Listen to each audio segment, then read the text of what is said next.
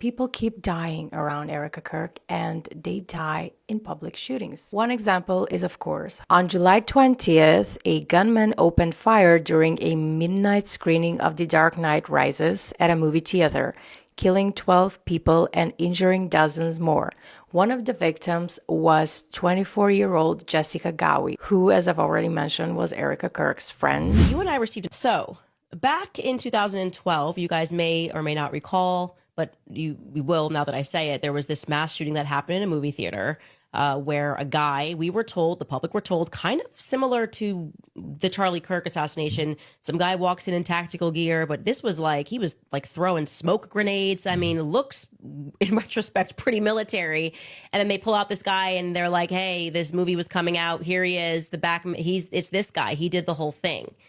Well, at that time, when Erica was, it was her year as Miss Arizona, somebody just randomly tweeted at her and were like, why haven't you made a statement about this horrific shooting?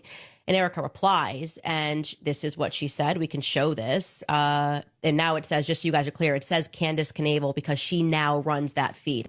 But this was Erica tweeting this back at that person. What Erica says, one of my best friends was in the theater. So although my acknowledgement hasn't been blasted via social media, it's been more on a personal level. So Erica has a personal attachment via her friend who was in this theater at the time of another shooting. People keep dying around Erica Kirk and they die in public shootings. One example is, of course, her husband, Charlie Kirk, and another is Jessica Gowie, who was a 24-year-old aspiring sports journalist, and she also went by the name Jessica Redfield. So, in 2012, Erica Franzwey, now known as Erica Kirk, held the title of Miss Arizona USA, as you already know. After she won the Miss Arizona USA title, she had access to the Twitter for the pageant, and that same year, a mass shooting took place in Aurora, Colorado. On July 20th, a gunman opened fire during a midnight screening of The Dark Knight Rises at a movie theater, killing 12 people and injuring dozens more.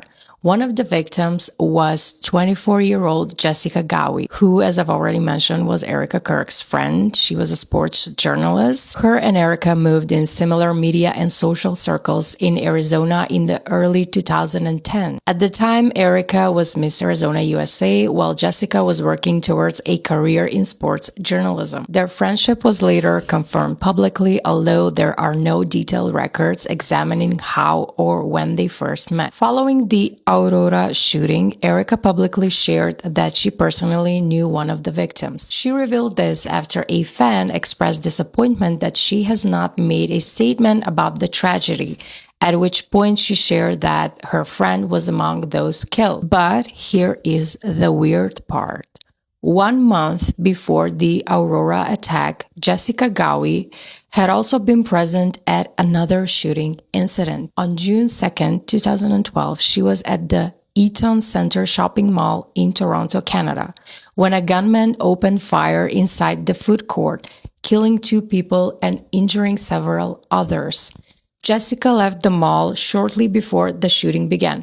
After the incident, she wrote a blog post describing her experience, stating that she felt uneasy while inside the mall and decided to leave. She had like a premonition, I guess, and approximately 7 weeks later, she attended the midnight movie premiere in Aurora, Colorado, where she was among those killed during the theater shooting. The Aurora attack was carried out by a single gunman, later identified as James Holmes. You must admit that this is strange. Her friend had a feeling that something bad was going to happen to her. Why was that? She decided to leave the mall before the gunman opened fire, and she kind of saved herself. And then she was at another event where another public shooting took place and she was killed. I'm not saying that Erica Kirk is responsible for her death, but you have to admit that it's weird that everyone around her keeps dying in a similar manner. Did this girl have a premonition? Or was she targeted because she was Erica's friend? Or did she find out something about Erica and she wanted to eliminate her?